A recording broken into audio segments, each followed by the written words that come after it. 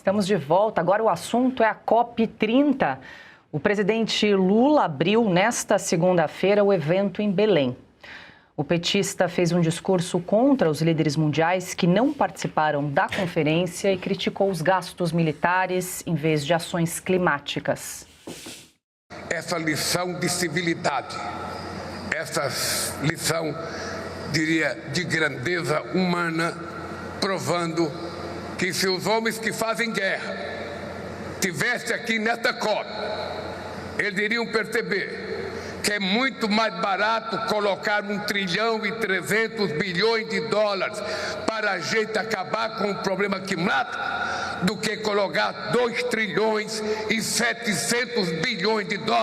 para fazer guerra como fizeram no ano passado.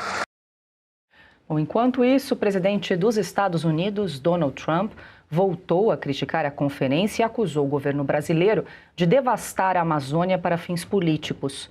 Numa publicação na rede Truth Social, Trump disse que a obra da Avenida da Liberdade em Belém virou um grande escândalo.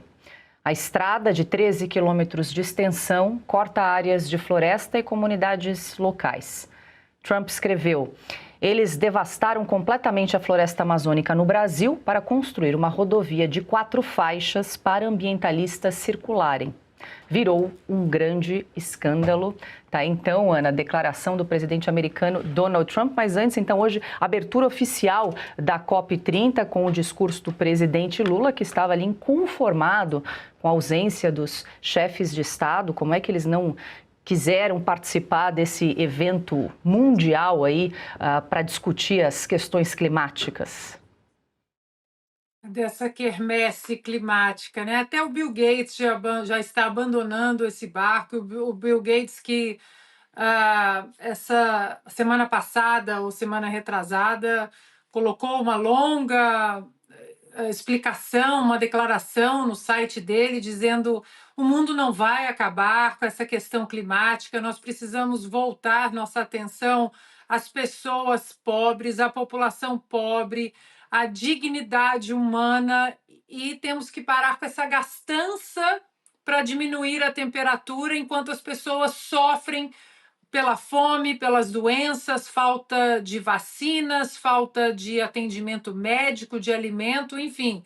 Se o Bill Gates está abandonando essa quermesse climática, claro, não tem como, né? Fora a hipocrisia. O Lula reclamando do dinheiro que não, dinheiro do pagador de impostos aqui dos Estados Unidos, que ele quer que vá para a questão climática de onde? Ele que está num iate, num barco, queimando, falamos aqui essa semana, não sei quantos litros, né, de combustível, todos eles voando de jatinhos particulares. Agora, a questão que fica também para o governo é o que aconteceu com a química, a química entre Donald Trump e Lula, os 39 segundos da ONU, e aquela festança que fizeram, a química. Nós avisamos aqui como é o presidente Donald Trump. Ele morde, ele assopra, ele aperta a mão, ele dá sorrisos, mas no fim do dia, ele vai para as redes sociais e ele tuita exatamente o que ele pensa. E o que ele pensa de Lula e do Brasil não é boa coisa.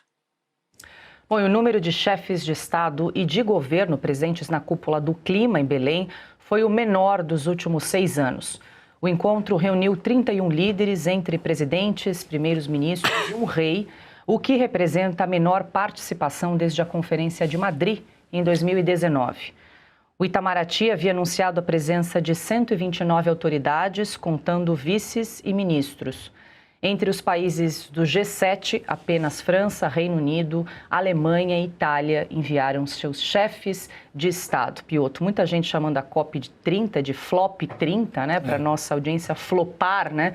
Uma expressão muito usada nas redes sociais quando o evento fracassa. Os jovens, nós somos jovens também, Marcília, por que não? Você é. Somos todos. Então, a Flop 30, enfim, com todas essas ausências que o presidente Lula ficou bastante irritado aí, sem o prestígio. Ele acusou o golpe, né? Ele acusou naquele momento, né? Ele percebeu. Ele passou um recibo danado, mas eu acho que foi a Janja que ficou brava com ele, porque ninguém foi no coquetel da Janja. O coquetel que é o da sexta-feira, se não me engano. Foi da sexta-feira que ninguém foi, né? Nem o Macron. E aí passou... Nem o Macron. Nem o Poxa, Macron. se nem o Macron tá indo, então a coisa tá feia. Porque o Macron tá livre, não tá fazendo mais nada, né? A França já tá sem nenhuma chance de se recuperar sobre o Macron, mas vamos lá. A questão é que não vieram, não é por causa do preço, não, é porque não tem coerência alguma. A agenda climática, a Ana mencionou o desembarque de ninguém menos do que Bill Gates, e olha que Bill Gates era dos não só financiadores, mas um dos entusiastas dessa agenda. Quando o Bill Gates, ao sair, ele não saiu de fininho, não, ele publicou uma carta aberta, dizendo que aquele negócio não fazia nenhum sentido, esse negócio de medir a questão climática por tamanho, por temperatura, que não... Bom, nada daquilo fazia sentido e depois terminou com o que todo mundo defende, todo mundo sensato. Se as pessoas não tiverem condições de viver bem, elas não vão se proteger de absolutamente nada, seja uma mudança climática ou qualquer outra coisa. Aliás, as pessoas morrem com chuva, se elas não estiverem morando num lugar em que, obviamente, tenha proteção, seja adequado. Isso é básico. O que o Bill Gates fez, exatamente o Bill Gates fez, foi dizer o óbvio. Só que quando você tira um apoio de um bilionário como ele, numa situação como essa, em que ele era exatamente um dos mais ferrenhos defensores dessa agenda, ou seja, a agenda está esvaziada. E o mundo tem muito mais coisa com que se preocupar hoje. Os europeus, por exemplo, precisam resolver o problema da guerra da Ucrânia, a inflação galopante que eles têm, que não cedeu ainda. O resto do mundo tem preocupações, obviamente, algumas são de fronteiras regionais, e coisas mais importantes como recuperar o crescimento do mundo. Sem contar que o mundo hoje está sob uma nova liderança e que expôs a hipocrisia dessa agenda num discurso em nenhum lugar melhor. Exatamente na Conferência Geral das Nações Unidas foi o discurso que fez Donald Trump lá. Ou seja, não tem a menor chance desse negócio avançar. E o Lula está falando sozinho, sem contar que o Brasil, neste caso especificamente, citado pelo presidente Donald Trump, passa um exemplo muito ruim. Sem contar a vida nababesca do Lula naquele iate de luxo. Não faz nenhum sentido num país que precisa de recursos para cuidar, inclusive da sua população ribeirinha, que é relegada a segundo plano. Olha só, a gente resgatou as imagens do coquetel que o Piotr fez menção na última sexta-feira, um coquetel promovido pelo presidente Lula e pela primeira-dama, que também flopou por falta de público. Parece que o único presidente foi do Chile que prestigiou esse evento, também esvaziado. A gente está acompanhando aí as imagens da última sexta-feira. E, Marcília, tem um outro ponto, né? Porque todos esses critérios que são definidos na COP, até você me corrija, eles depois precisam ser referendados em cada país pelos seus parlamentos, pelos seus representantes. Quer dizer, eles fazem um monte de definições, determinam uma série de coisas que muitas vezes o país pode virar as costas, como foi a questão do Acordo de Paris. Aí gasta-se, né, milhões num evento como esse e aí cada parlamento decide o que quer, né, o que é mais interessante para o seu próprio país. Exatamente. Por isso que é um evento muito menos deliberativo, né, e muito mais de troca de ideias. Agora, quem quer trocar ideias com o Brasil sobre qualquer coisa? Né? Sobretudo sobre o meio ambiente. Né? Acho que o tweet do Trump é muito intuitivo de perceber o fiasco que é a COP30. Primeiro, ele vai lá, ele critica, né, a obra na avenida, chama Avenida da Liberdade, já começa mal aí, né? No Brasil. Depois, 13 quilômetros de obra, já também o número é um indicativo de que a coisa não daria muito certo. E aí ele diz que essa obra, uma obra feita para a COP30, ela violou ali comunidades locais e florestas. Como é que você pode, numa COP30 que vai discutir comunidades locais e florestas e preservação de florestas, você faz uma obra que viola as comunidades locais e as florestas? Então, é óbvio que isso mostra a hipocrisia do evento, e é curioso que acho que o único erro do tweet do Trump é que ele diz que virou um grande escândalo. Eu acho que todos nós sabemos que sempre foi um grande escândalo. Todo evento desse tipo aí resulta numa roubalheira histórica, né? Eu me referia à Copa do Mundo, feita aqui no Brasil, como a Copa da Roubalheira, e a Olimpíada do Rio como a Olimpíada da Ladroagem. E foi. Isso aí também ainda vai aparecer. Agora, a gastança ostensiva num país pobre, esse navio iate que ficou o Lula, é uma ostentação, e aí você tem a frivolidade, né? O jeito de Nova Rica, da Janja, dançando.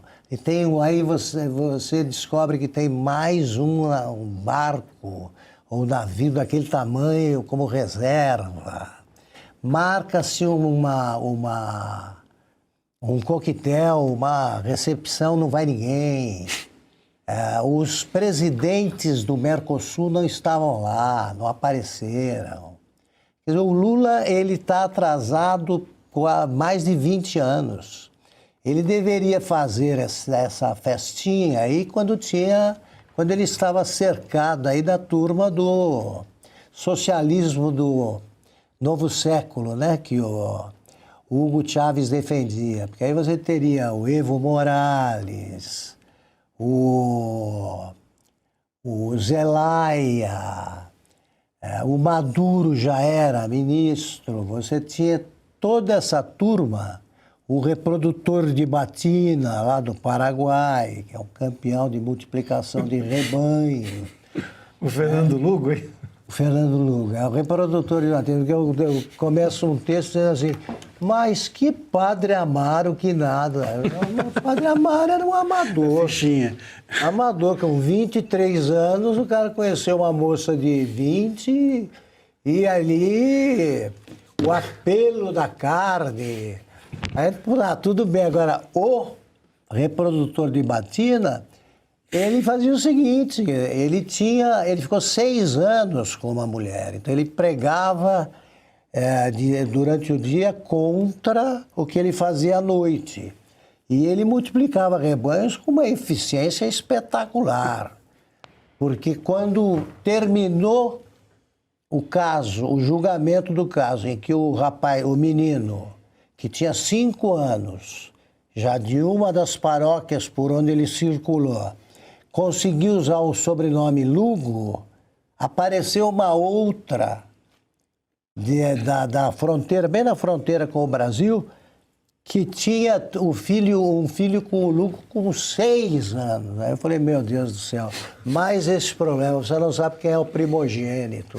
Um foi conhecido antes, mas aí essa era a turma do Lula. Aparecia o Obama, dizia uma frase qualquer, uma palavra qualquer em inglês, e o esperto do tradutor decidia que era o cara, e o Brasil festejava e tal. Agora está o Lula e a sua turma. Ali, o que eles vão resolver quanto a clima? Eles nem sabem onde estão. O Lula falou que está no Amazonas. Ele foi para o evento errado. Trazer aqui para o Brasil, para o Amazonas, o Estado. Ele não se enganou, não estava falando da Amazônia. Então ele não sabe onde está. Como é que ele vai saber para onde ir? Não vai.